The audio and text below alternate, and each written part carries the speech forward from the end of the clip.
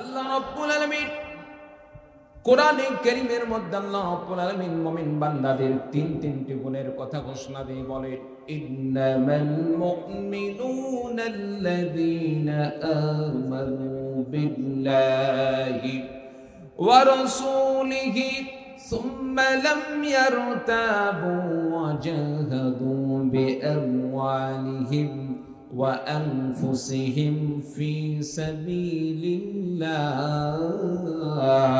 চিৎকার দিয়ে বলুন আল্লাহু আকবার। আল্লাহ রাব্বুল আলামিন মুমিন বান্দাদের সম্পর্কে বললেন, মুমিন বান্দাদের এমন তিনটি গুণ রয়েছে, কোন মুমিন বান্দা যদি তিনটি গুণ অর্জন করতে পারে, আল্লাহ রাব্বুল আলামিন মুমিন বান্দাদেরকে তিনটি গুণ অর্জন করার কারণে আল্লাহ রাব্বুল আলামিন এমন একটি পথ দান করবেন, যে পথ আল্লাহ রাব্বুল আলামিন এমন একটি পথ দান করবেন, যে পথ ওই বান্দাকে জান্নাত পর্যন্ত পৌঁছে দিবেন। বলুন সুবহানাল্লাহ। তিনটি গুণের কথা আল্লাহ রাব্বুল আলামিন কোরআনে কারীমের মধ্যে বলেন। এক নম্বর আল্লাহ রাব্বুল আলামিন বলেন, الذين آمنوا بالله ورسوله, যে সমস্ত বান্দারা এক নম্বরে আল্লাহ রাব্বুল আলামিনের প্রতি ঈমান আনয়ন করে এবং রাসূলের প্রতি ঈমান আনয়ন করে, আল্লাহ এবং রাসূলের প্রতি যারা ঈমান আনয়ন করে। দুই নম্বরে আল্লাহ পাক বলেন, সুম্মা লাম ইয়ারতাবু, অতঃপর আল্লাহর প্রতি নবীর প্রতি ঈমান আনয়ন করার পরে অন্তরে কোনো প্রকার সন্দেহ থাকে না, নিঃসন্দেহে আল্লাহ এবং রাসূলের প্রতি যারা ঈমান আনয়ন করে, এরপরে আল্লাহ রাব্বুল আলামিন ঘোষণা দিয়ে বলেন, ওয়াজাহাদু বিআমওয়ালিহিম ওয়া আনফুসিহিম ফি সাবিলিল্লাহ। আল্লাহ রাব্বুল আলামিন বলেন, তিন নম্বরে যে সমস্ত বান্দারা জান এবং মাল দিয়ে আল্লাহর রাস্তায় লড়াই করবে, জিহাদ করবে, আল্লাহ রাব্বুল আলামিন তাদের সম্পর্কে বলেন, উলাইকা হুমুস সাদিকুন।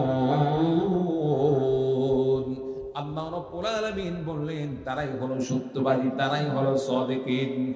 আর যারা সাদিকিনের অন্তর্ভুক্ত হয়ে যাবে, আল্লাহ রাব্বুল আলামিন তাদের নামে আল্লাহ পাক ঘোষণা দিয়ে দেন, তারা জান্নাতি। বলুন সুবহানাল্লাহ। যারা তিনটি গুণ অর্জন করতে পারবে, এক নাম্বার ঈমান আনতে হবে কার প্রতি? আল্লাহ। আর জোরে বলুন, কার প্রতি? আল্লাহর প্রতি। আল্লাহর প্রতি ঈমানের সাথে সাথে রাসূলের প্রতি ঈমান আনতে হবে। জানতে চাই আপনার আমার রব কি? আর জোরে বলুন, রব কে? আল্লাহ রাব্বুল আলামিন। দুনিয়ার মানুষ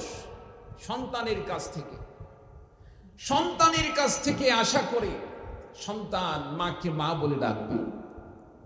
সন্তান মাকে মা বলে ডাকলে মনটা গুলে যায়, অন্তরে প্রশান্তি লাভ হয়। কি বলেন, ঠিক কিনা? বাবার মনে চায় সন্তান বাবাকে বাবা বলে ডাকবে।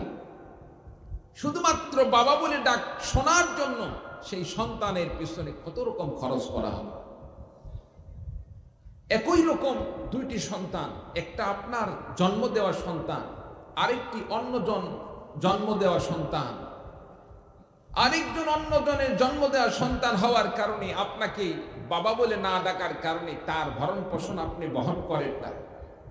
আপনার সন্তান আপনি জন্মদান করেছেন, জন্মদান করার কারণে সন্তান আপনাকে বাবা বলে ডাকতেছে, মা বলে ডাকতেছে। বাবাকে বাবা বলে ডাকার কারণে, মাকে মা বলে ডাকার কারণে ওই সন্তান হাজার কষ্ট দিলে মা বাবার অন্তরে কষ্ট থাকে না। সন্তানের জন্য সব ভরণ পোষণের ব্যবস্থা করে, সন্তানের ভালো মন্দের ব্যবস্থা করে। কি বলে, ঠিক কিনা? সন্তান যদি মা বাবাকে মা বাবা বলে না ডাকে, ওই মা বাবার অন্তরে কি কোনোদিন শান্তি আসতে পারে? কোনো প্রশান্তি লাভ করতে পারে? পারে না। আমার ভাইরা, আমার বন্ধুগণ, দুনিয়ার মানুষ সন্তানের কাছ থেকে যেমন মায়ের মা বলে ডাক শোনার আশায় সন্তানকে লালন পালন করে, বাবা যেমন সন্তানকে সন্তানের কাছ থেকে বাবা ডাক শোনার অপেক্ষায় থাকে। সন্তান মাকে মা বলে ডাকলে মায়ের অন্তর জুড়ে যায়। মায়ের অন্তর প্রশান্তি লাভ করে। বাবাকে বাবা বলে ডাকলে, সন্তান যখন বাবাকে বাবা বলে ডাকে, বাবার অন্তরটা প্রশান্ত হয়ে যায়। আমার ভাইরা, আমার বন্ধুগণ, বান্দার প্রতি ওই মা বাবার চাইতে লক্ষ কোটি গুণে বেশি আল্লাহ রাব্বুল আলামিনের মায়া, মমতা, ভালোবাসা।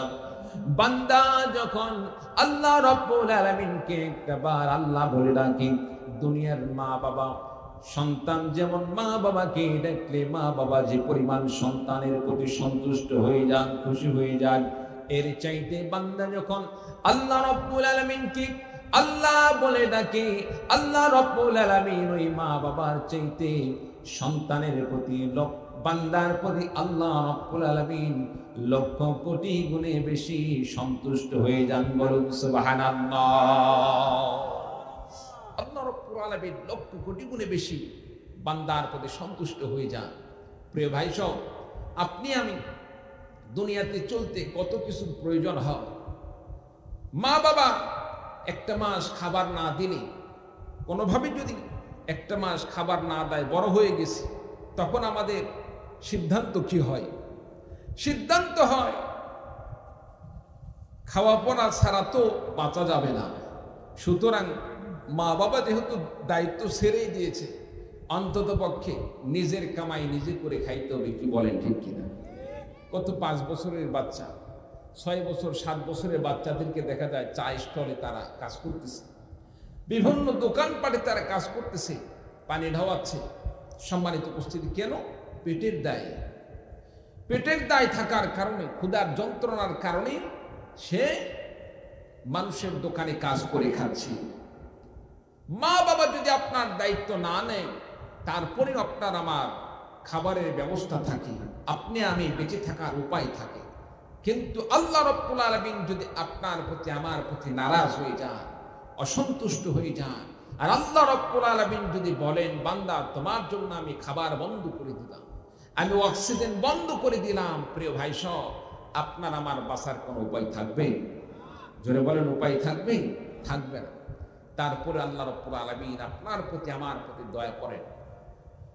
আল্লাহ রাব্বুল আলামিন মায়া করে বেঁচে রেখেছেন।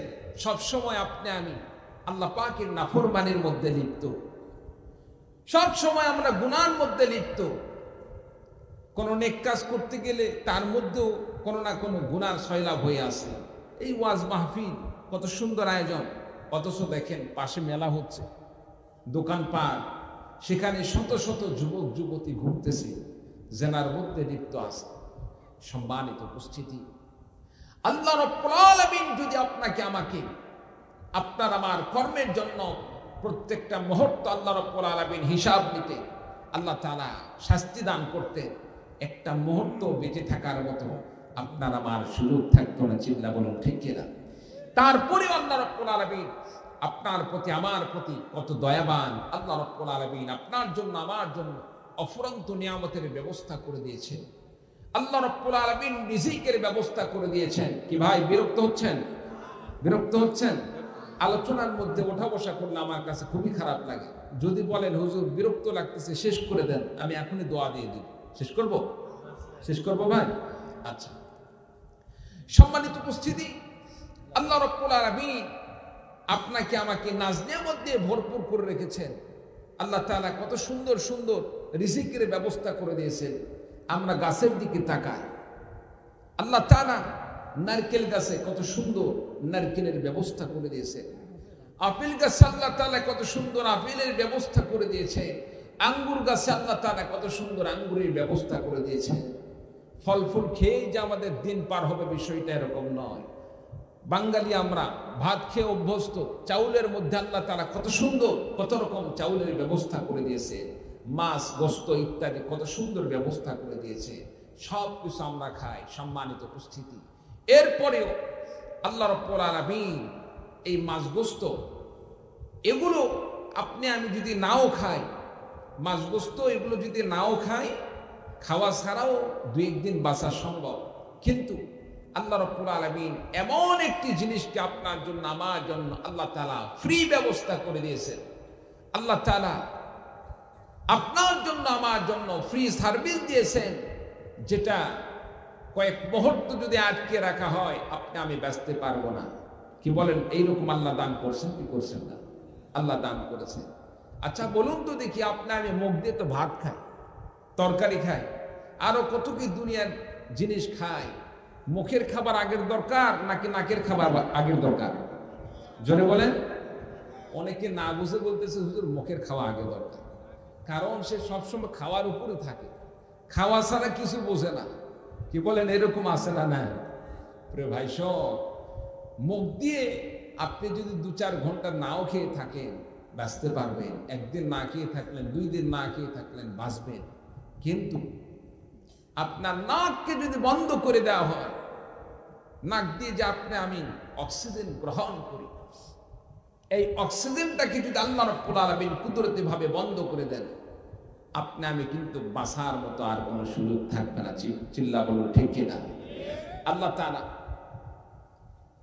মাছ মাংস ইত্যাদি এগুলোর চাইতে আল্লাহ রাব্বুল আলামিন আপনার জন্য আমার জন্য বেশি ফ্রি করে দিয়েছেন অক্সিজেনের ব্যবস্থা। চিল্লা বলুন সুবহানাল্লাহ। কেমন আল্লাহ তাআলা অক্সিজেন আপনার জন্য আমার জন্য ফ্রি করে দিলেন, আর অক্সিজেনের কেমন প্রয়োজন। বন্ধুরা আমার, আরবের একজন মুরব্বী লোক ছিল। মুরব্বী লোক হঠাৎ করে অসুস্থ হয়ে পড়লেন। অসুস্থ হয়ে পড়ার পরে দেখা গেল মুরব্বী লোকটাকে হাসপাতালে নিয়ে যাওয়া হলো। হাসপাতালে নিয়ে যাওয়ার পরে 3 দিন পার হয়ে গেল, সেখানে তাকে অক্সিজেনের মাধ্যমে তাকে চিকিৎসা করা হচ্ছে। 3 দিন পরে যখন সুস্থ হয়ে গেল, হাসপাতাল থেকে যখন তাকে রিলিজ দেওয়া হবে, এমন সময় তার সামনে হাসপাতালের একটি বিলের কাগজ পেশ করা হলো। যেই কাগজের মধ্যে উল্লেখ করা আছে, লেখা আছে, এই না রে বাবা, আলোচনার সময় এইভাবে এগুলো একটু আপনারা একটু কন্ট্রোলের মধ্যে করেন ভাই। যাই হোক, ঠিক আছে ভাই, বলেছে সমস্যা নেই, আল্লাহ বসে। আচ্ছা যাই হোক, আমরা একবার দুরূদ শরীফ পড়ি, আল্লাহুম্মা সাল্লি আলা মুহাম্মাদ ওয়া আলা আলি মুহাম্মাদ কামা সাল্লাইতা আলা ইব্রাহিম ওয়া আলা আলি ইব্রাহিম ইন্নাকা হামিদুম মাজিদ। আল্লাহুম্মা বারিক আলা মুহাম্মাদ ওয়া আলা আলি মুহাম্মাদ কামা বারাকতা আলা ইব্রাহিম ওয়া আলা আলি ইব্রাহিম ইন্নাকা হামিদুম মাজিদ। সম্মানিত উপস্থিতি, আরবের লোকটি মুরব্বী লোক 3 দিন পর্যন্ত হাসপাতালে পড়ে আছে। 3 দিন পর্যন্ত তাকে অক্সিজেনের মাধ্যমে সেখানে তাকে অক্সিজেন দান করা হলো। অক্সিজেনের মাধ্যমে সে হাসপাতালে সুস্থ হয়ে উঠল। যখন সুস্থ হয়ে ওঠার পরে তার সামনে অক্সিজেনের বিল হিসাবে যখন তার সামনে আপনার বিলের কাগজটি পেশ করা হলো, সেখানে দেখা গেল যে 3 দিন পর্যন্ত অক্সিজেন গ্রহণ করার কারণে 3 দিনে 3,30,000 টাকা তার খরচা এসেছে, বিল উঠেছে। সম্মানিত উপস্থিতি, মালিক বললেন অক্সিজেন বাবদ আপনাকে 30,000 টাকা দান করতে হবে। এবার মুরব্বী লোক চিন্তার মধ্যে পড়ে গেলেন, আহারে 3 দিন পর্যন্ত এখানে থাকার কারণে যদি আমাকে এখানে 30,000 টাকা দান করতে হয়, আল্লাহ তাআলার কত বড় কুদরত। আল্লাহ তাআলা আমাকে 3 দিন কেন, আল্লাহ রাব্বুল আলামিন বছরের পরে বছর আমাকে বিনা পয়সায় অক্সিজেনের ব্যবস্থা করে রেখেছেন। একটা দিন আল্লাহ রাব্বুল আলামিন আমার কাছে থেকে আল্লাহ রাব্বুল আলামিন একটা টাকাও চান নাই। চিৎকার দিয়ে বলুন সুবহানাল্লাহ। আমার ভাইরা, আমার বন্ধুগণ, মুরব্বী লোকটি হাউমাউ করে কান্না শুরু করলেন। মনে মনে তিনি চিন্তা করতে লাগলেন, 3টি দিনের জন্য যদি আমাকে 30,000 টাকা দিতে হয়, এই মনে করে তিনি কান্না করতেছেন। ওই দিক থেকে হাসপাতালের মালিক তিনি বুঝতে পেরেছেন সম্ভবত মুরব্বীর কাছে টাকা পয়সা নাই। টাকা পয়সা না থাকার কারণে এত বিশাল একটি বিলের কাগজ দেখার কারণে তার ভিতরে একটি ভয় আতঙ্ক তৈরি হয়ে গিয়েছে। টাকা না দিলে তো আমার হাসপাতাল থেকে বাড়িতে যাওয়ার সুযোগ নেই। হয়তোবা মুরব্বী লোক এই জন্য কান্না করতেছে। হাসপাতালের লোকটি মালিকটাই বাদ মুরব্বীকে বললেন, চাচাজি বুঝতে পেরেছি আপনার টাকার সমস্যা, টাকা না দিতে পারার কারণে আপনার কান্না এসেছে, সম্ভবত আপনার টাকা না থাকার কারণে আপনি কান্না করছেন। আমি সিদ্ধান্ত নিলাম আপনি মুরব্বী মানুষকে, আপনার জন্য আমি 3 দিনে 30,000 টাকা যে বিল এসেছে আমি হাসপাতালের পক্ষ থেকে আপনার জন্য আমি এটা মওকুফ করে দিলাম। বলুন সুবহানাল্লাহ। মুরব্বী লোকটি বললেন, আসলে মূলত টাকা না থাকার কারণে আমি কান্না করি নাই, হয়তোবা মনে করেছেন আমার কাছে টাকা না থাকার কারণে টাকা দিতে পারবো না, এই জন্য আমি কান্না করছি। মূলত বিষয়টা এরকম নয়।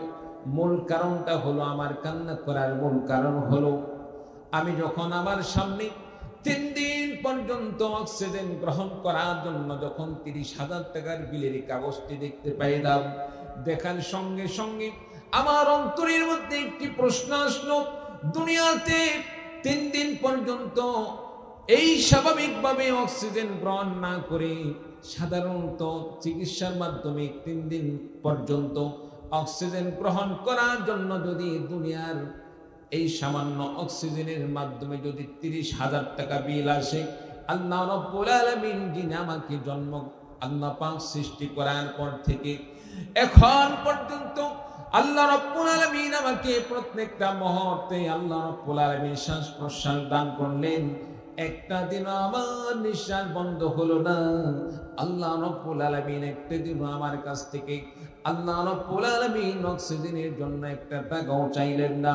আমার আল্লাহ রাব্বুল আলামিন যদি আখিরাতে আমাকে প্রশ্ন করে, বান্দারে তোমার জন্য আমি আল্লাহ রাব্বুল আলামিন অক্সিজেন ওপেন করে দিয়েছিলাম, সবচেয়ে দামি জিনিস, মুহূর্তের জন্য যদি বন্ধ করে দেওয়া হয় তুমি আর বাঁচতে পারতে না। আমি আল্লাহ রাব্বুল আলামিনের এত বড় নিয়ামত পাওয়ার পরে আমি আল্লাহ রাব্বুল আলামিনের জন্য দুনিয়াতে কি করে এসেছো বলুন সুবহানাল্লাহ। সম্মানিত উপস্থিতি, আপনি আমি আপনার আমার এই জীবনকে নিয়ে একটু যদি গবেষণা করি, একটু চিন্তা করি, প্রত্যেকটা মুহূর্তের হিসাব কিন্তু আপনার আমার ভিতরে চলে আসে। কি বলেন ভাই, ঠিক কিনা? জোরে বলেন ঠিক কিনা? আল্লাহ তাআলা ইচ্ছা করলে অক্সিজেনটা বন্ধ করে দিতে পারে। আল্লাহ তাআলা অক্সিজেন বন্ধ করে দিলে আপনি আমি বাঁচতে পারবো না। আল্লাহ তাআলা যেমন নাকের ব্যবস্থা করে দিয়েছেন, ঠিক তেমনি ভাবে মুখে আল্লাহ তাআলা জিহ্বা দান করেছেন। আচ্ছা মনে করেন স্টেজের সামনে আমি 10 আইটেমের দামি দামি খাবার রেখে দিলাম, খাবার রাখার পরে দুনিয়ার যতই আপনার প্রযুক্তি আসুক না কেন, অত্যাধুনিক যন্ত্রপাতি আসুক না কেন, সেগুলো দিয়ে যদি আমি স্বাদ নির্ণয় করতে চাই কোনটার কি স্বাদ, এটা কি কোনো দুনিয়ার মেশিনে স্বাদ নির্ণয় করে দেখাইতে পারবে? জোরে বলেন পারবে? পারবে না।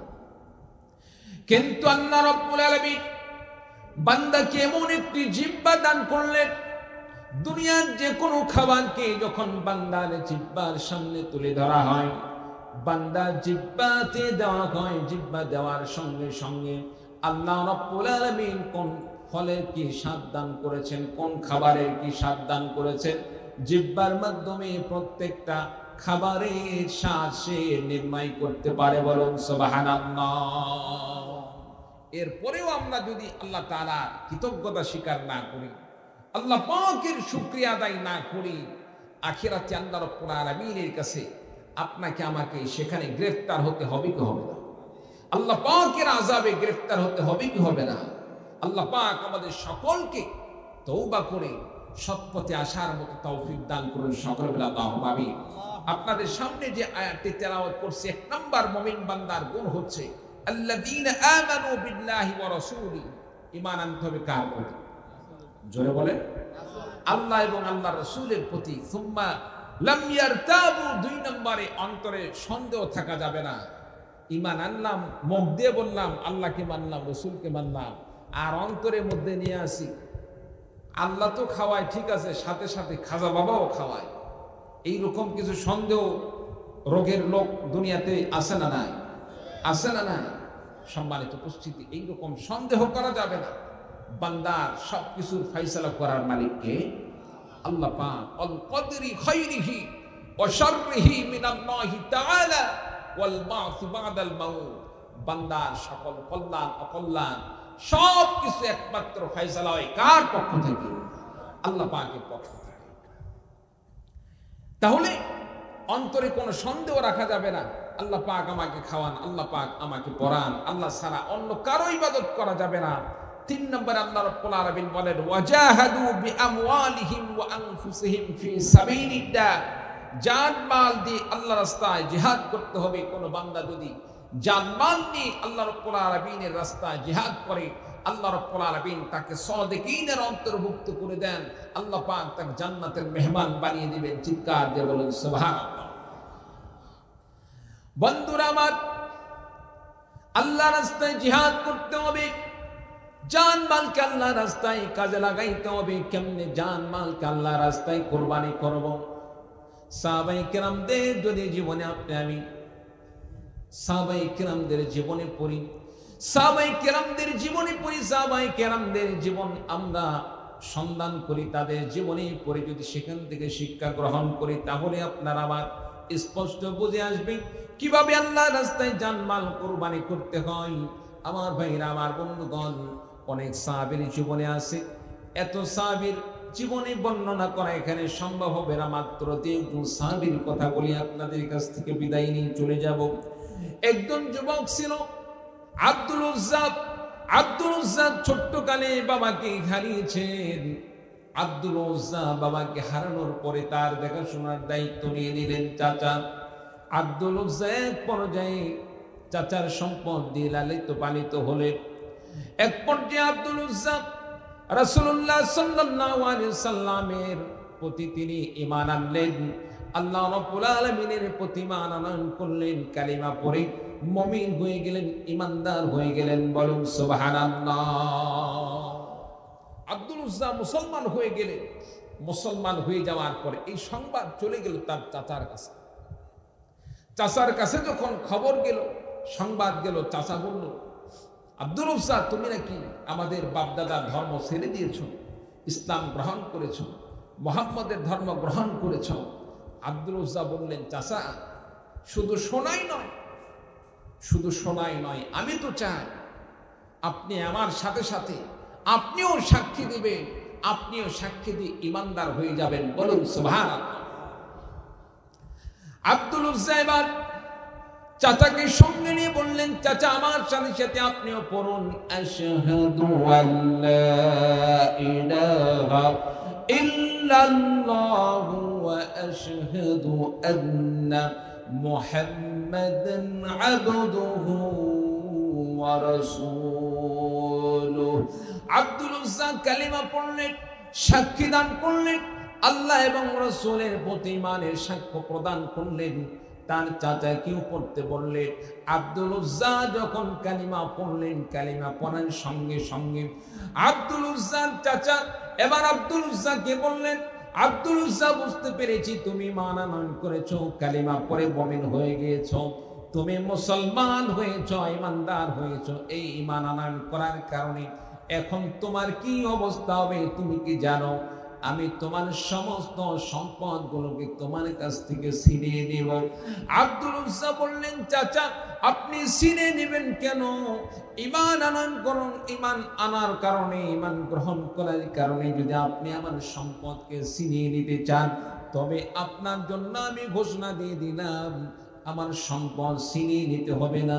ঈমান এনেছি, ঈমান ছাড়বো না। প্রয়োজনে আপনার সমস্ত সম্পদগুলোকে স্বেচ্ছায় আপনার কাছে আমি ফিরিয়ে দেব। বলুন সুবহানাল্লাহ। আপনি সম্পদ আমার কাছ থেকে ছিনিয়ে নেবেন কেন? আপনাকে সম্পদ কেড়ে নিতে হবে না, ছিনিয়ে নিতে হবে না। ঠিক আছে, আপনি আমার উপকার করেছেন, আপনি আমার বিপদে পাশে দাঁড়িয়েছেন। বাবা ছিল না, বাবার অবর্তমানে আপনি আমাকে দেখাশোনা করেছেন। আপনার আমার প্রতি যে দরদ ছিল, আপনার আমার প্রতি যে মায়া মমতা ছিল, আমার পেছনে আপনার অবদান, এটা আমি অস্বীকার করি না। তবে এই নয় যে আপনার অবদান স্বীকার করতে গিয়ে আমি একজন মানুষ হিসাবে আমার বিবেক থাকা সত্ত্বে সঠিক রবকে পাওয়ার পরে, রবের পরিচয় পাওয়ার পরে রবকে ভুলে গিয়ে আপনার প্রতি আমি আনুগত্য স্বীকার করব, আল্লাহকে আল্লাহ বলে না মেনে আপনার কথা মেনে নিব, এটা আমার দ্বারা সম্ভব নয়। চিৎকার দিয়ে বলুন সুবহানাল্লাহ। আপনার সম্পদ আপনাকে আমি ফিরিয়ে দিব। বিরক্ত হচ্ছেন ভাই? সম্মানিত উপস্থিতি, আব্দুল উজ্জাকে এবার চাচা থাপ্পড় মারলেন, জমিনে পড়ে গেল। আব্দুল উজ্জাকে বললেন, তোমার যে পরনের পোশাক আছে সেই পোশাকটাও খুলে দিতে হবে। আব্দুল উজ্জা তার গায়ের যে পোশাক ছিল, মনে করেন একটি শার্টটি খুলে দিলেন। এক পর্যায়ে চাচা বলল, শুধু শার্ট নয়, তুমি যে প্যান্ট পরে আসো, লুঙ্গি পরে আসো, এটাও তো আমার টাকায় কিনা, তোমার এই প্যান্টটাও খুলে দিতে হবে। আব্দুল উজ্জা চিন্তা করলেন, কোন কাফের মুশরিক যেন এই কথা বলতে না পারে। আমি ঈমান আনয়ন করার পরে কোন কাফের মুশরিকদের হেল্প নিয়ে আমি চলেছি, আর এটাকে সে বারবার খোঁটা দেবে, অন্ততপক্ষে এই কাজটা যেন না হতে পারে। আব্দুল উজ্জা তার চাচা পোশাক খুলে নেওয়ার জন্য যখন তাকে বলল, সঙ্গে সঙ্গে তার প্যান্টটাও খুলে দিল। বলুন সুবহানাল্লাহ। আব্দুল উজ্জা যুবক ছেলে উলঙ্গ অবস্থায় মার কাছে দৌড় মেরে চলে গেলেন। বাড়িতে গেলেন, বাড়িতে গিয়ে দরজায় নক করলেন, মা দরজা খুলে দিলেন। মা দরজা খুলে দেওয়ার পরে লক্ষ্য করে দেখলেন যুবক সন্তান আব্দুল উজ্জা উলঙ্গ অবস্থায় দরজার সামনে দাঁড়ানো। মা মুহূর্তের মধ্যে চক্ষুটা অন্যদিকে ফিরালেন, চক্ষুটা ঢেকে ফেলে দিলেন। চিন্তার মধ্যে পড়ে গেলেন। যুবক সন্তানের হঠাৎ করে এমন অবস্থা হওয়ার কারণটা কি? হঠাৎ করে এমন দৃশ্য হওয়ার কারণ কি? মা সন্তানকে বললেন, বাবা তোমার এই অবস্থা কেন? আব্দুল উজ্জা বললেন, মা আমি তাওহীদের ধর্ম গ্রহণ করার কারণে, একত্ববাদের ধর্ম গ্রহণ করার কারণে, সত্য ধর্ম গ্রহণ করার কারণে আমার চাচা আমার সম্পদ ছিনিয়ে নিয়েছে। শুধু সম্পদ ছিনিয়ে নাই, আমার পরনের পোশাক পর্যন্ত খুলে নিয়েছে, লুঙ্গি পর্যন্ত খুলে নিয়েছে। মা একটি কাপড় দাও, একটি কাপড় যদি তোমার কাছে থাকে সেই কাপড়টা দাও। কাপড়টা পরিধান করে আমার আমি সিদ্ধান্ত নিয়েছি, দুনিয়ার কোনো জায়গায় যদি আমার জায়গা না হয়, বিশ্বনবীর কাছে আমি দৌড় মেরে চলে যাব। আমার এইটুক আত্মবিশ্বাস রয়েছে, রাহমাতুল লিল আলামিন বিশ্বনবী তার দরবার থেকে আমাকে মাহরুম করবেন না। বলেন সুবহানাল্লাহ। মা একটি কাপড়ের টুকরা দান করলেন। আব্দুল উজ্জা সেই কাপড়কে দুই টুকরা করলেন। দুই টুকরো করে একটি চাদরের মতো পরলেন, আর একটি লুঙ্গির মতো পরলেন। পরে শীতের কনকনা রাতে তিনি মদিনায় রওনা হলেন। সকালবেলা রাসূলুল্লাহ সাল্লাল্লাহু আলাইহি সাল্লামের বাড়ির সামনে উপস্থিত, দরজায় নক করলেন, সালাম করলেন। বিশ্বনবী দরজা খুলে দিলেন। দেখলেন একজন যুবক সন্তান দুই টুকরো কাপড় পরিহিত অবস্থায় নবীজির বাড়ির সামনে উপস্থিত। যুবককে বললেন, যুবক তোমার এই অবস্থা কেন? তুমি কোথায় থেকে এসেছো? তোমার এই অবস্থা কেন? যুবক বললেন, ইয়া রাসূলুল্লাহ, ইয়া হাবিবাল্লাহ, ইসলাম গ্রহণ করার কারণে আমার সমস্ত সম্পদকে ছিনিয়ে নেওয়া হয়েছে। শুধু সম্পদ নয়, এমনকি আমার পরনের পোশাক পর্যন্ত খুলে দেওয়া হয়েছে। আমার গায়ে যে শার্ট ছিল শার্ট খুলে দেওয়া হয়েছে, আমার পরনের প্যান্ট পর্যন্ত খুলে নেওয়া হয়েছে। মায়ের কাছ থেকে একটি কাপড়ের টুকরা নিয়ে দুফাল দিয়ে আমি পরিধান করে আপনার দরবারে এসেছি। এইটুক আত্মবিশ্বাস নিয়ে এসেছি। দুনিয়ার কোন জায়গায় যদি গিয়ে জায়গা না হয়ে আশ্রয় না হয়, আপনি বিশ্ব নবীর কাছে আসলে আমি আশ্রয় পাবো। বলুন সুবহানাল্লাহ।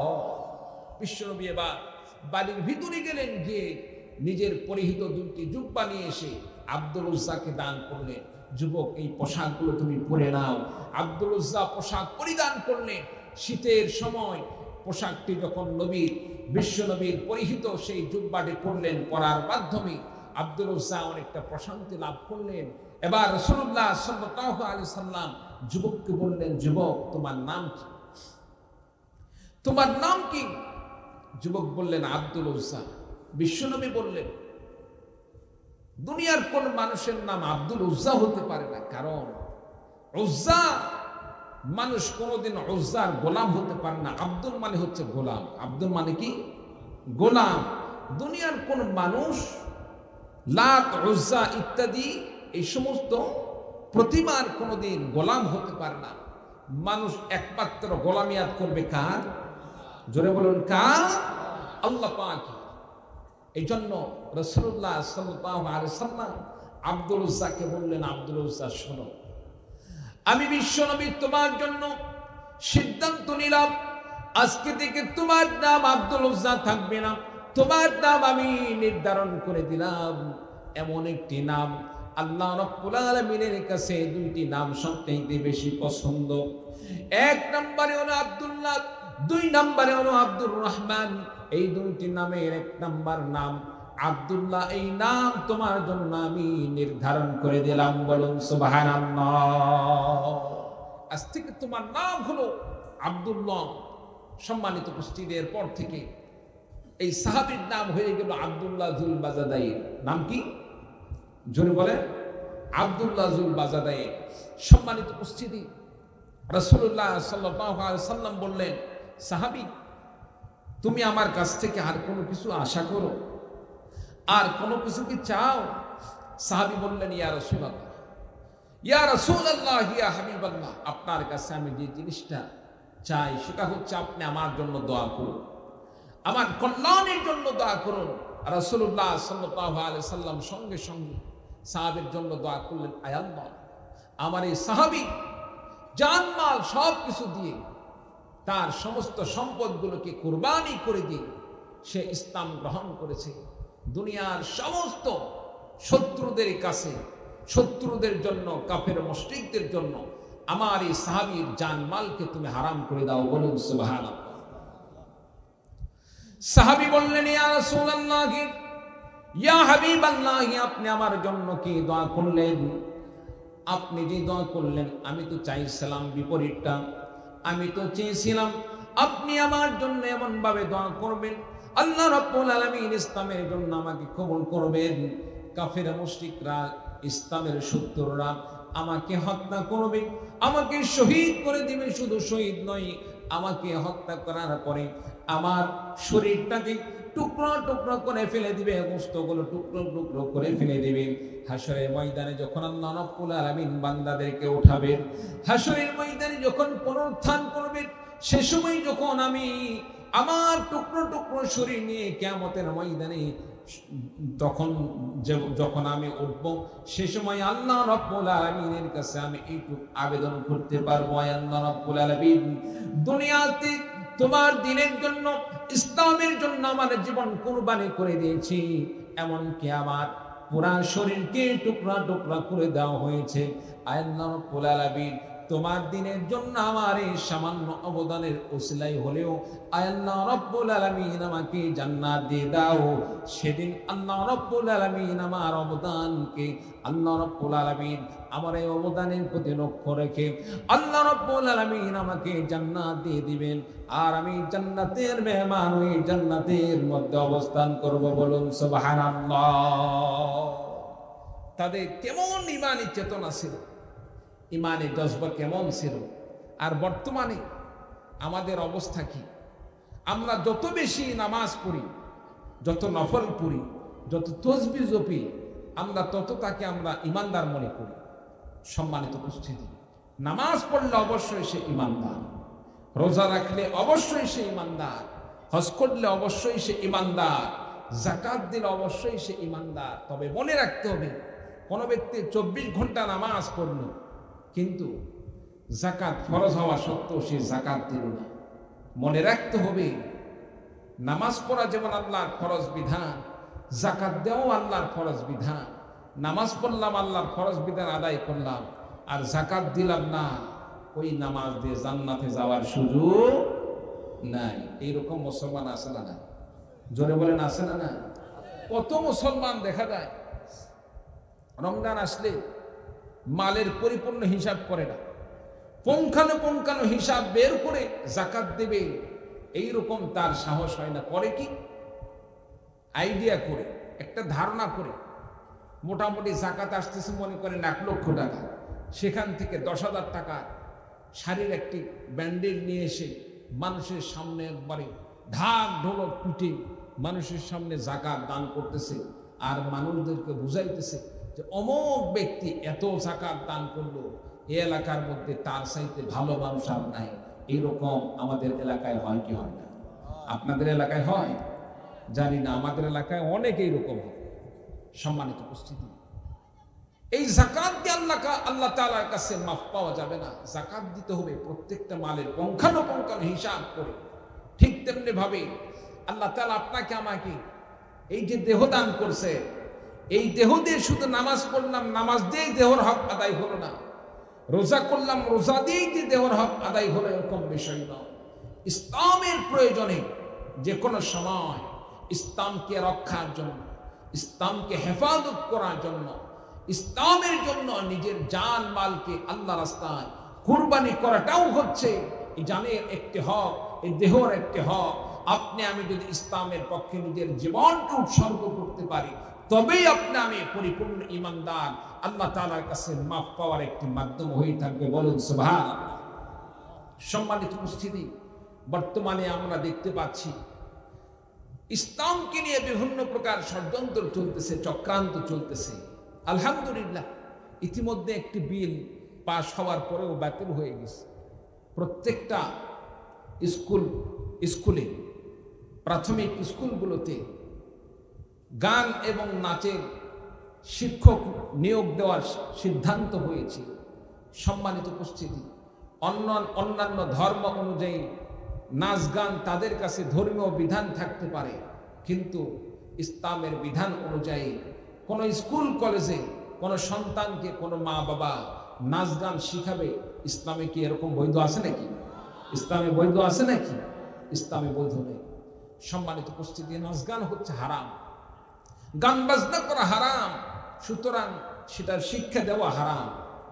আপনার আমার 95% মুসলমান, এই মুসলমানের কাছ থেকে ট্যাক্স ভ্যাট নিয়ে আপনার আমার সন্তানকে কোরআন শিক্ষা বাদ দিয়ে যারা নাচ গান শিক্ষা দেওয়ার ব্যবস্থা করেছিল, অন্তত পক্ষে তারা বাংলাদেশের জন্য তারা দেশপ্রেমিক হতে পারে না, তারা দেশের 1 নাম্বার শত্রু। চিৎকার দিয়ে বলো ঠিক কিনা?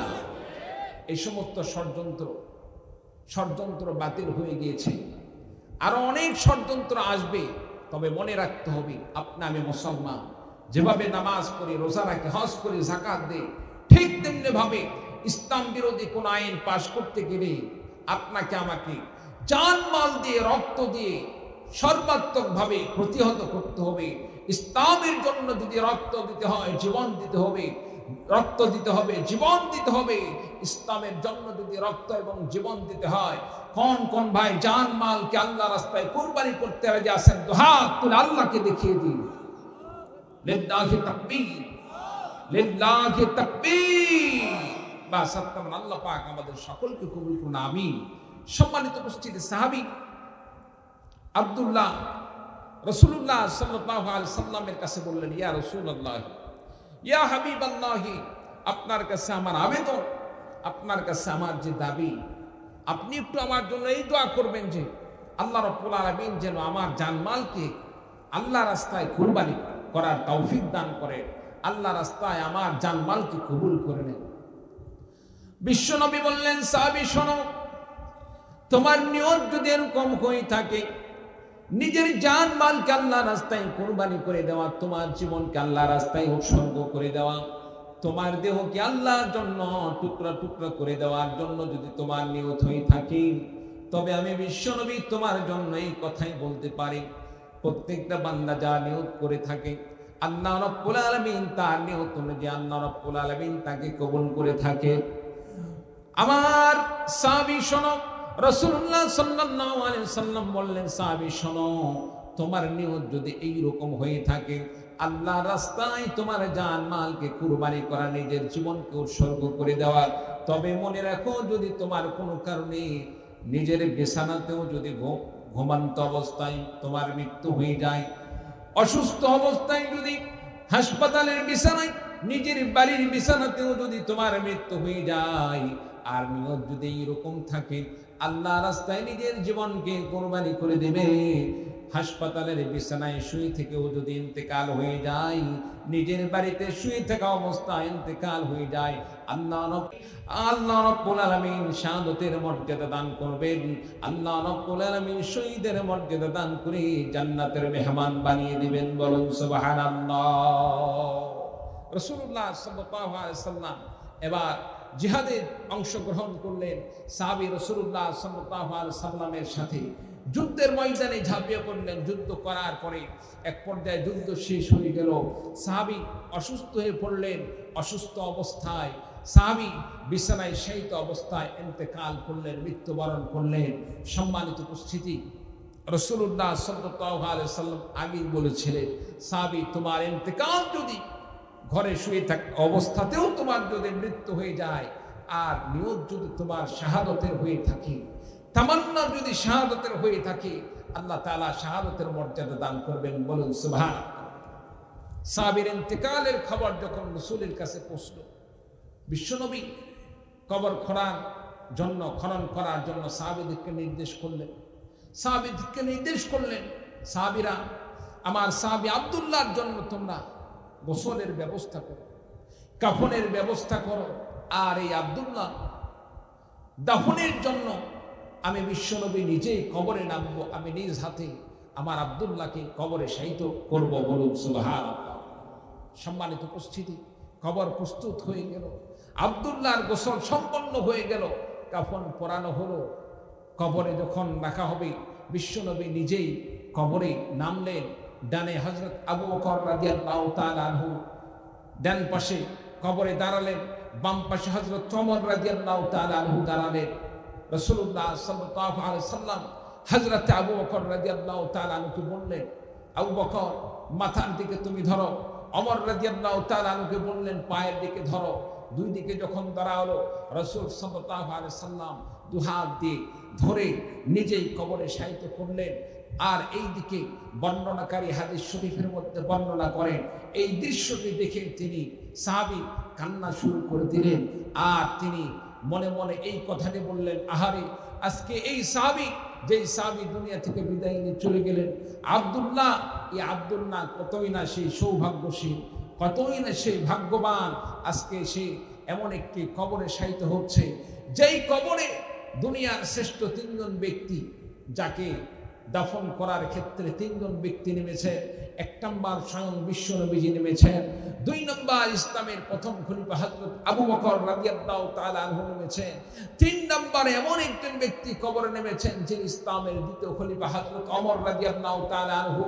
আজকে আব্দুল্লাহর জায়গায়, সেই জায়গায় সে না হয়ে যদি আমি ইন্তেকাল করতাম, আর আমাকে যদি এই কবরে রাখা হতো, আর কবরে নামাই থেকে বিশ্বনবী নিজ হাতে আমাকে রাখতো, আবু বকর এবং ওমর রাদিয়াল্লাহু তাআলা আনহু কবরে রাখার সময় তারা সহযোগিতা করত, আমি কতই না সৌভাগ্যশীল হতাম। চিৎকার দিয়ে বলি সুবহান।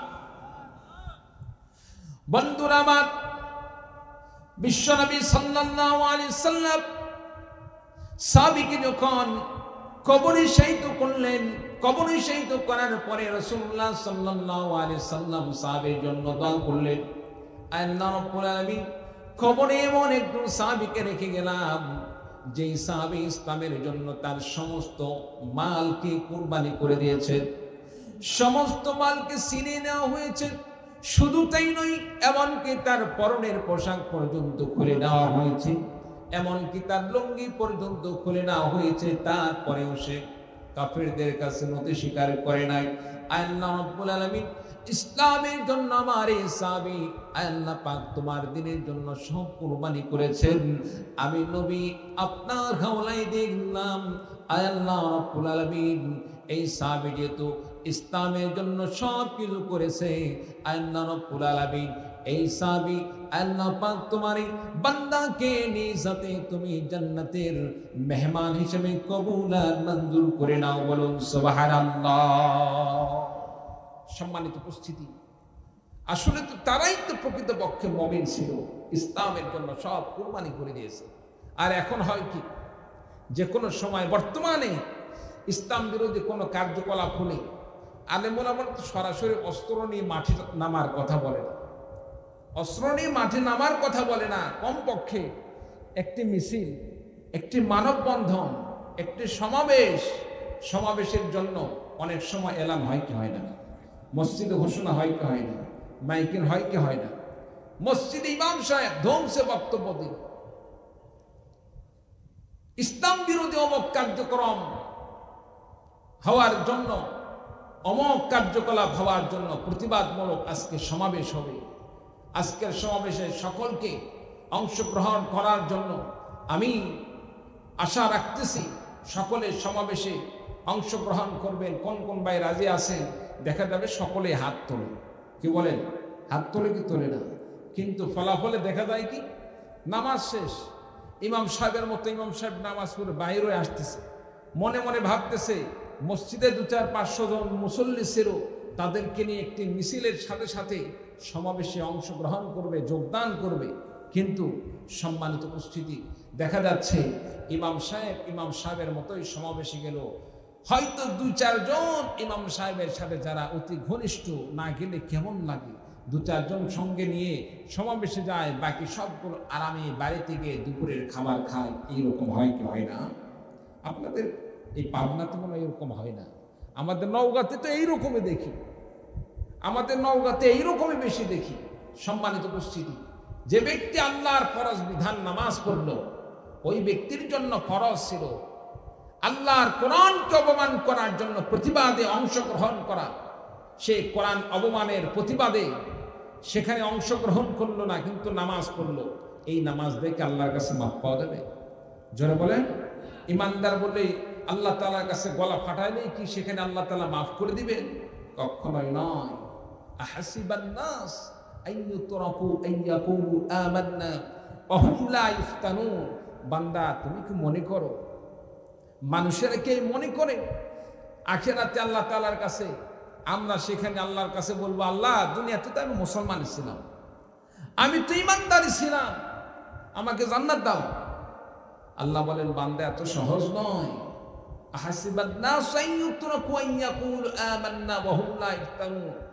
কোন বান্দাকে ইমানের পরীক্ষা ছাড়া কাউকে এক চুল পরিমাণ সামনের দিকে অগ্রসর হওয়ার কোনো সুযোগ দেওয়া হবে না, বলুক না হুজুবিল্লাহ। সম্মানিত উপস্থিতি, কি অবস্থা হবে সেদিন, কেমন পরিস্থিতি হবে? এই জন্য দুনিয়াতে ইমানে পরীক্ষা দিতে হবে। আল্লাহ তাআলা কোনো সময় জানের মাধ্যমে পরীক্ষা নেবেন, মালের মাধ্যমে পরীক্ষা নেবেন। আল্লাহ তাআলা অনেক সময় সুস্থতা দিয়ে পরীক্ষা নেবেন, অসুস্থতা দিয়ে পরীক্ষা নেবেন, সন্তান দিয়ে পরীক্ষা নেবেন, সন্তান না দিয়েও আল্লাহ তাআলা পরীক্ষা নেবেন। কি বলেন ঠিক কিনা? আল্লাহ তাআলার প্রত্যেকটা পরীক্ষায় আপনাকে আমাকে পাশ করতে হবে। আমি যদি আল্লাহ রাব্বুল আলামিনের পরীক্ষায় পাশ করতে পারি, আল্লাহ রাব্বুল আলামিন আপনাকে আমাকে আখিরাতে মাফ করে দিয়ে আল্লাহ রাব্বুল আলামিন জান্নাতের মেহমান বানিয়ে দিবেন। বলুন সুবহানাল্লাহি ওয়া বিহামদিহি সুবহানাল্লাহিল আযীম। একটু কালিমা পড়ুন, লা ইলাহা ইল্লাল্লাহ, লা ইলাহা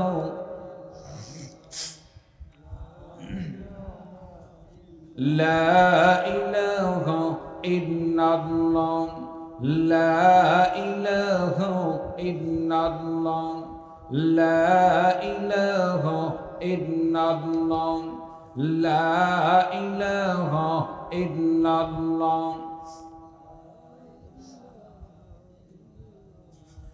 لا إله إلا الله মুহাম্মাদুর রাসূলুল্লাহ।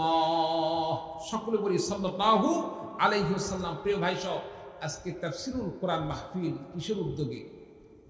কবরস্থানের উদ্যোগে। তার মানে এই কবরে আপনার আমার কত আত্মীয় স্বজন দুনিয়া থেকে বিদায় নিয়ে চলে গেছে। কারো বাবা, কারো মা, কারো ভাই, কারো দাদা, কারো দাদি ইত্যাদি আজকে সেই কবরস্থানে শুয়ে আছে। এক সময় আপনাকে আমাকেও তাদের মতো সেই কবরে আপনাকে আমাকেও যেতে হবে। কি বলে ঠিক কিনা? আপনাকে আমাকে কবরে যাইতে হবে না? আমরা সকলেই কবরের যাত্রী। তো সম্মানিত উপস্থিতি, সেই কবরের জন্য আমি কি করলাম? আজকে যারা দুনিয়া থেকে বিদায় নিয়ে চলে গেছেন তাদের জন্য দোয়া করা আপনার জন্য আমার জন্য কর্তব্য। তাদের জন্য যদি আমি দোয়া করি, আল্লাহ রাব্বুল আলামিন এই দোয়ার উসিলায় কবরবাসীকে আল্লাহ পাক মাফ করে দিতে পারে। আল্লাহ তাআলা দুনিয়াতে বান্দাদের জন্য যারা দুনিয়া থেকে বিদায় নিয়ে চলে যায়, বান্দাদের জন্য তিনটি পদ্ধতি আল্লাহ রাব্বুল আলামিন সওয়াব পৌঁছানোর জন্য রেখে যান। এক নাম্বার, নেককার সন্তান যদি রেখে যায়, নেককার সন্তান যদি মা বাবার জন্য দোয়া করে, আল্লাহ তাআলা এই সওয়াব কবরে পৌঁছে দেন, বলুন সুবহানাল্লাহ।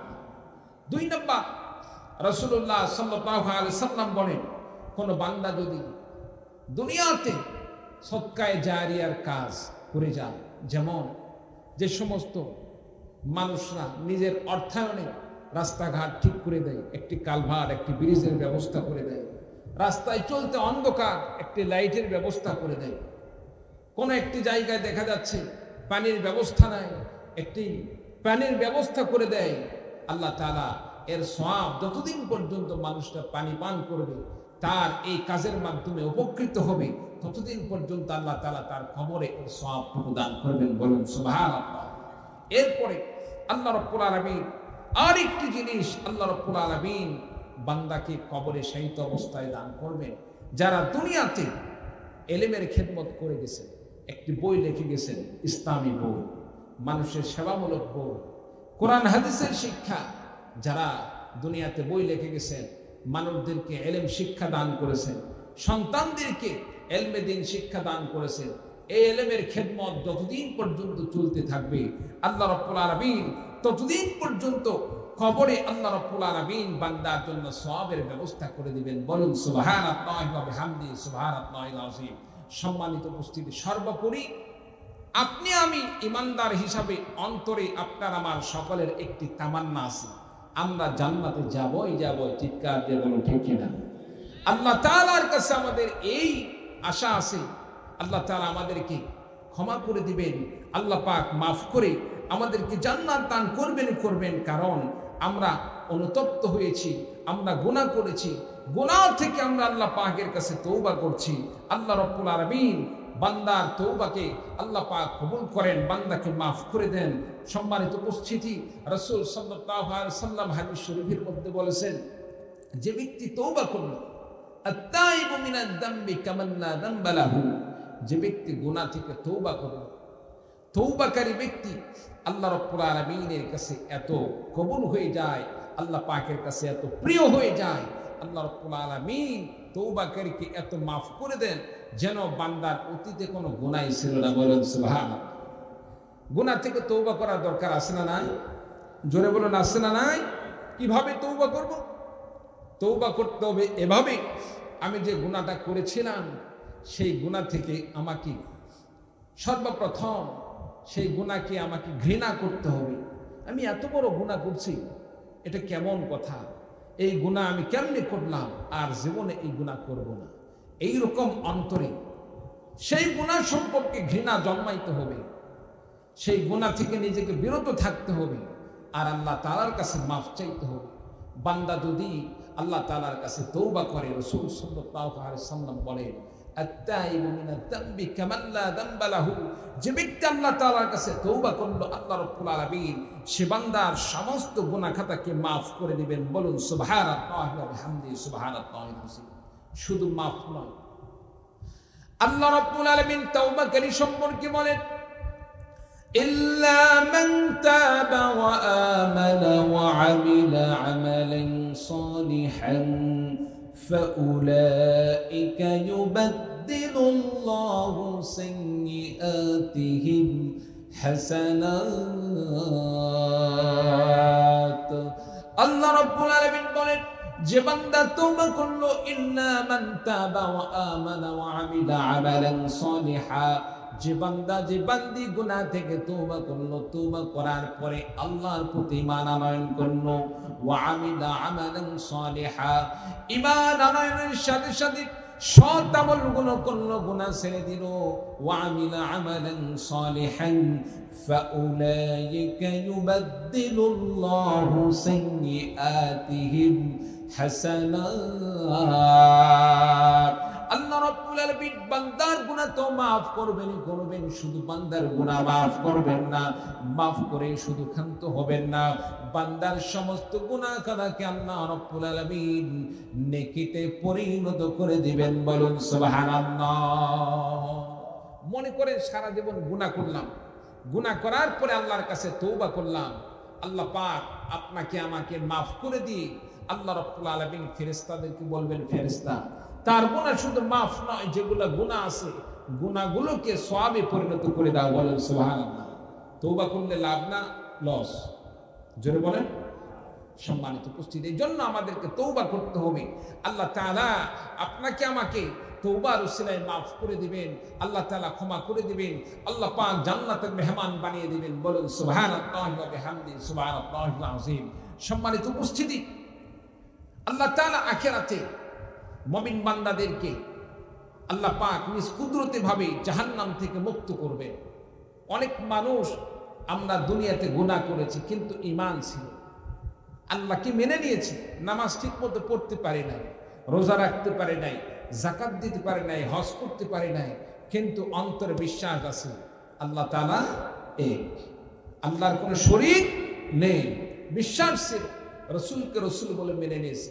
ঈমান কেমন জিনিস যদি আপনি বাস্তবে দেখতে চান, এখনই যদি এখানে কোনো ব্যক্তি এসে বলে আল্লাহকে নিয়ে কোনো প্রকার কটূক্তি করে, রসুলকে নিয়ে কোনো প্রকার কটূক্তি করে, এখানে এমন যুবক ভাইকে পাওয়া যাবে, এমন আমার মুরব্বী বাবাজিকে পাওয়া যাবে যারা ঠিক মতো নামাজ পড়ে না, যারা রোজা রাখতে পারে না, যারা অন্যান্য আমল করতে পারে না, কিন্তু নবী রসুলকে নিয়ে যদি কোনো প্রকার কটূক্তি করা হয়, গালমন্দ করা হয়, সেই যুবক আর বসে থাকতে পারে না।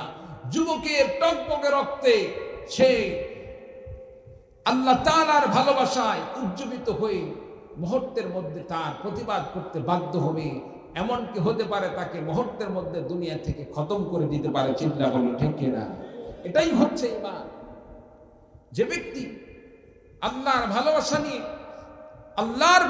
নিয়ে আল্লাহকে নিয়ে কোনো কটূক্তি করলে প্রতিবাদ করে, নিজে ঠিক থাকতে পারে না, এটা ঈমান। আর এই ঈমান যদি এই প্রতিবাদের সাথে সাথে নামাজ, রোজা, হজ, যাকাত ইত্যাদি সমস্ত আমল করে, তাহলে সেই ঈমানটা আল্লাহ তাআলার কাছে ঈমানের মাত্রাটা বেশি, উচ্চাঙ্গের ঈমানদার, আল্লাহ তাআলা তাদেরকে আরো বেশি মর্যাদা দান করবেন। বলুন সুবহানাল্লাহ। তবে যে সমস্ত বান্দারা ঠিকমতো আমল করতে পারলো না, ঈমান নিয়ে মারা গেল, আল্লাহ তাআলা কোনো না কোনো দিন তাকে জাহান্নাম থেকে মুক্ত করে জান্নাতে আল্লাহ তাআলা যাওয়ার ব্যবস্থা করে দিবেন। বলুন সুবহানাল্লাহ। আচ্ছা, আপনাদের কাছ থেকে জানতে চাই, আমরা কি সরাসরি জান্নাতে যেতে চাই, নাকি জাহান্নামে কিছুদিন থাকার পরে জাহান্নাম থেকে বের হয়ে জাহান্নামে শাস্তি ভোগ করার পরে জাহান্নাম থেকে বের করে জান্নাতে যেতে চাই?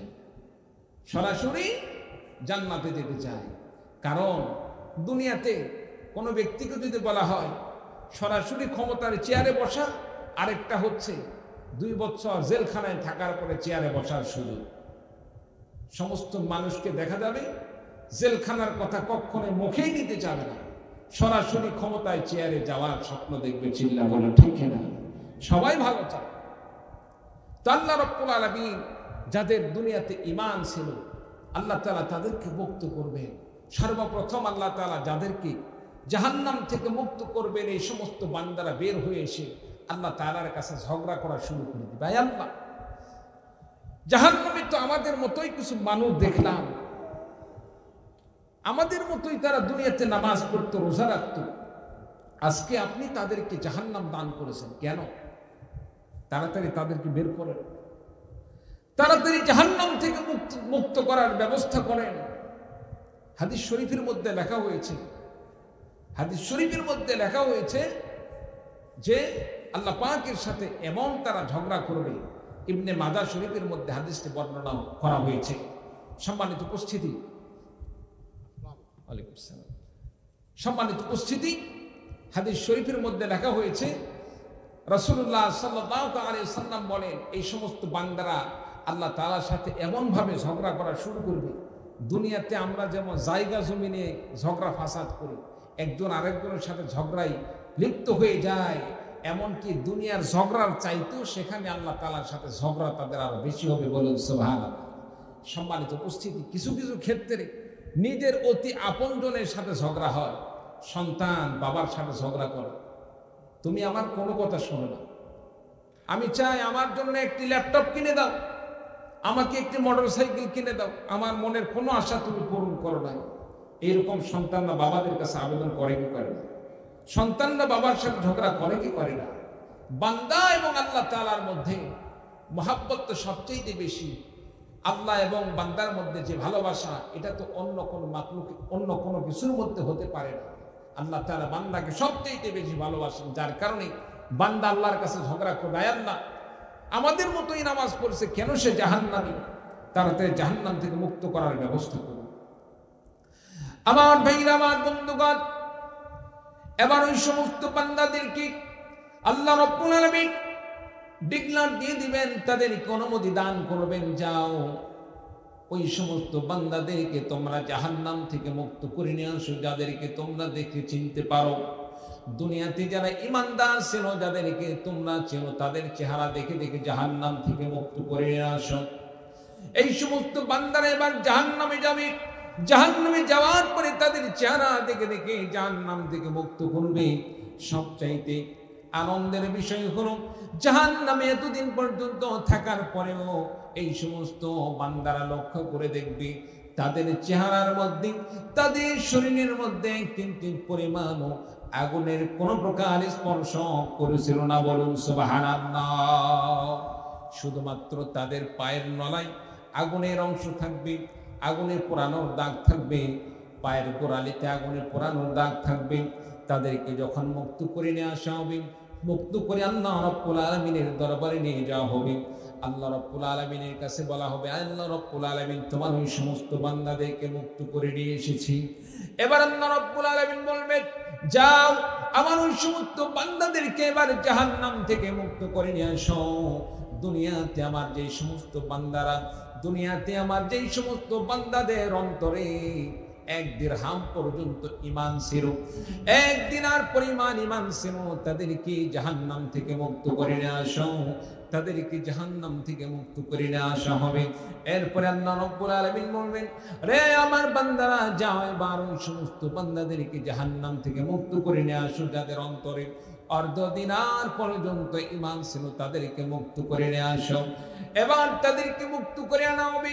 আল্লাহ রাব্বুল আলামিন শেষবারের মতো এবার বলবেন, রে আমার বান্দারা, এবার যাও আমার ওই সমস্ত বান্দাদেরকে জাহান্নাম থেকে মুক্ত করে নিয়ে আসো, যাদের অন্তরে যাররা পরিমাণ ঈমান ছিল, অনুপরিমাণ ঈমান ছিল, তাদেরকে জাহান্নাম থেকে মুক্ত করে নিয়ে আসো। বলুন সুবহানাল্লাহ। আমার ভাইরা, আমার বন্ধুগণ, শুধু তাই নয়, হাদিস বর্ণনাকারী হযরত আবু সাঈদ খুদরি রাদিয়াল্লাহু তাআলা আনহু এই হাদিস বর্ণনা করার পরে তিনি আবার বলেন, যাদের অন্তরে এই বিষয়টা বিশ্বাস হয় না, যাদেরকে সন্দেহ মনে হয়, যাদের কাছে সন্দেহ মনে হয় আল্লাহ রাব্বুল আলামিন এক যারা পরিমাণ ঈমানদারকে জাহান্নাম থেকে মুক্ত করবেন, এই বিষয়ে যাদের সন্দেহ হয়, তারা যেন আল্লাহ রাব্বুল আলামিনের কোরআনে কারীমের আয়াত তেলাওয়াত করে। এবার আবু সাঈদ খুদরি রাদিয়াল্লাহু তাআলা আনহু তাদের সম্পর্কে কোরআনে কারীমের আয়াত তেলাওয়াত করে বলেন, ইন্নাল্লাহা লা ইয়াযলিমু মিসকালা যাররাতিন ওয়া ইন তাকু হাসানাতান ইউদাইফাহা ওয়া ইউতি মিন লাদুনহু আজরান আযীমান। ঠিক বলুন আল্লাহু আকবার। আল্লাহ রাব্বুল আলামিন কোরআনে কারীমের মধ্যে বলেন, ইন্নাল্লাহা লা ইয়াযলিমু মিসকালা যাররাতিন, আল্লাহ রাব্বুল আলামিন কোন বান্দা বান্দির প্রতি এক যারা পরিমাণ জুলুম করেন না। বলুন সুবহানাল্লাহ। বান্দার প্রতি আল্লাহ পাক জুলুম করবেন না। আল্লাহ রাব্বুল আলামিন বান্দার প্রতি ইনসাফ করবেন, ইনসাফের ব্যবস্থা করবেন। বরং বান্দার প্রতি আল্লাহ তাআলা দয়া করে গুনাহ থাকলেও মাফ করে দিতে পারেন। সুবহানাল্লাহ। বান্দার প্রতি কোনো জুলুম করবেন না। জুলুম কি? আমি গুনাহ করলাম একটা, শাস্তি হলো দুইটা গুনাহ, এটাকে বলা হয় জুলুম। আমি অপরাধ করলাম একটি। আমাদের দেশে এই জিনিসটা আমরা ইতিমধ্যে অনেক আমরা অভিজ্ঞতা অর্জন করেছি। অত্র এলাকার অনেক রাজনৈতিক দলের ভাইয়েরা শুধুমাত্র রাজনৈতিকভাবে প্রতিপক্ষ হওয়ার কারণে কোনো অপরাধ না থাকা সত্ত্বেও তাদেরকে বিভিন্নভাবে মামলা দিয়ে, এমনকি হত্যা মামলা, ধর্ষণ মামলা, বিভিন্ন প্রকার মামলা দিয়ে সেটা ইসলামী দল হোক কিংবা অন্য কোনো মাজলুম দল হোক, যেমন আমার দেশে যতগুলো দল ছিল, জামাত ইসলামী, হেফাজত ইসলাম, তারপরে বিএনপি সহ যতগুলো দল ছিল, সমস্ত দলের মানুষরা এই নির্যাতনের শিকার ছিল।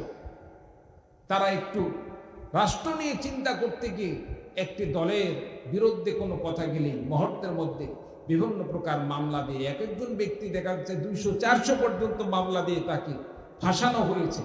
সম্মানিত উপস্থিতি, এটা হচ্ছে জুলুম, এটা হচ্ছে জুলুম। একজন ব্যক্তিকে কিভাবে 200-400 মামলা দিয়ে তাকে ফাঁসানো যায়? সম্মানিত উপস্থিতি, রাসূলুল্লাহ সাল্লাল্লাহু আলাইহি ওয়াসাল্লাম ঘোষণা দিয়ে বলে, আয-যুলমু যুলুমাতুন ইয়াউমাল কিয়ামা। আজকে যদি আপনি আমি জুলুম করি, অন্যায় করি, মানুষের প্রতি অত্যাচার করি, আখিরাতে এই জুলুমটা অন্ধকার হিসাবে দেখা দিবে। বলুন নাউযুবিল্লাহ। আজকে জুলুম করলে আখিরাতে সামনে আলো থাকবে না, আখিরাতে অন্ধকারের মধ্যে পড়ে যাব। সম্মানিত উপস্থিতি, বিরক্ত হচ্ছেন? শেষ করে দেব 2-4-10 মিনিটের মধ্যে। রাজি আছেন তো? ইনশাআল্লাহ শেষ করে দেব, যেহেতু রাত অনেক হয়ে গেছে, উঠতেই দেরি হয়ে গেছে, 1টা বাজে গেছে এখন মোটামুটি। সম্মানিত উপস্থিতি, সাধারণত আমরা 10টায় আলোচনা শুরু করলে ঠেলে ঠুলে 12টা পর্যন্ত চালাই। যেহেতু উঠতেই দেরি হয়ে গেছে, প্রথম দিন মানুষের পরিমাণও খুব একটু বেশি নয়, সব মিলেই যেভাবে হোক আলহামদুলিল্লাহ আমরা শেষ প্রান্তে এসে পৌঁছেছি। ভুল এটা তো মানুষেরই হয়, আমরা সকলেই ভালো করতে চাই, ভালো করতে গিয়ে অনেক সময় ভুল ত্রুটির কারণে সেটা খারাপ হয়ে যায়। কি বলে ঠিক কিনা? শুধরিয়ে নিয়ে আমাদেরকে ভালোর মাধ্যমে, কথায় আছে, হাদিস শরীফের মধ্যে আসছে, শেষ ভালোটার সব ভালোটা, আমরা ভালোর মাধ্যমে শেষ করতে চাই। কি বলে ঠিক কিনা? সম্মানিত উপস্থিতি, আল্লাহ তাআলা কোন বান্দার প্রতি এক যাররা পরিমাণ আল্লাহ পাক জুলুম করেন না। ওয়া ইন তাকু হাসানাতান ইউদাইফহা, কোন বান্দা যদি একটি নেক কাজ করে, আল্লাহ তাআলা সবসময় বান্দাকে মাফ করতে চায়, ক্ষমা করতে চায়। আল্লাহ বলেন, ওয়া ইন তাকু হাসানাতান ইউদাইফহা ওয়া ইউতি মিন লাদুনহু আজরুন আযীমা। বান্দার যদি একটা নেক হয়, একটি নেকি থাকে, হয়তোবা একটি নেকির মাধ্যমে সে আখিরাতে পার পাওয়ার সুযোগ হচ্ছে না। গুনাহ আছে 2টা, নেকি আছে একটা। বান্দার ঠিকানা কোথায়? জান্নাত না জাহান্নাম? জাহান্নামে যাবে, কারণ গুনার পরিমাণ বেশি। তবে আল্লাহ তাআলা জুলুম না করে বান্দাকে, আল্লাহ রাব্বুল আলামিন ইহসান করতে পারেন, দয়া করতে পারেন। বান্দার নেকি একটা আছে, আল্লাহ তাআলা বান্দাকে মাফ করার জন্য ফেরেশতাদেরকে বলবেন, ফেরেশতা বান্দার একটি নেকিকে একাধিক নেকিতে পরিণত করে দাও। বলুন সুবহানাল্লাহ। দ্বিগুণ করে দাও, দ্বিগুণ করে দিয়ে বান্দাকে জান্নাতের মেহমান বানিয়ে দাও। বলুন সুবহানাল্লাহ। আল্লাহ তাআলা বলেন, ওয়া ইউতি মিন লাদুনহু আজরুন আযীমা। আল্লাহ রাব্বুল আলামিন বলেন, ওয়া ইউতি মিন লাদুনহু আজরুন আযীমা। আমি আল্লাহ রাব্বুল আলামিন ওই বান্দাদেরকে একটি নেকির উসিলায় আমি আল্লাহ পাক তাকে আজরুন আযীমা, বড় প্রতিদান দান করে থাকি। বলুন সুবহানাল্লাহ ওয়া বিহামদিহি সুবহানাল্লাহ। সম্মানিত উপস্থিতি, শেষ কথা, আল্লাহ তাআলা আপনাকে আমাকে হায়াত দিয়ে দুনিয়াতে পাঠিয়েছেন। আল্লাহ তাআলা এমনিতেই পাঠান নাই, আপনাকে আমাকে একটি কাজ দিয়ে, দায়িত্ব দিয়ে প্রেরণ করেছে। সেই দায়িত্ব পালন করাই আপনার জন্য, আমার জন্য কর্তব্য। আল্লাহ তাআলা আল্লাহ দ্বীন প্রতিষ্ঠা করার জন্য, আল্লাহ দ্বীন মানার জন্য আল্লাহ পাক প্রেরণ করেছেন। আল্লাহর বিধানকে পরিপূর্ণভাবে মেনে চলব, রাসূলের আদর্শ অনুযায়ী নিজের জীবন গড়ব। রাজি আছেন তো ইনশাআল্লাহ? একটা হাত তুলে দেখান তো দেখি কে কে রাজি আছেন। আল্লাহ পাক আমাদের সকলকে কবুল করুন, আমিন। আর জোরে বলুন আমিন। আল্লাহ পাক সকলকে তৌফিক দান করুন। ওয়া আখিরু দাওয়ানা আনিল হামদুলিল্লাহি রাব্বিল আলামিন।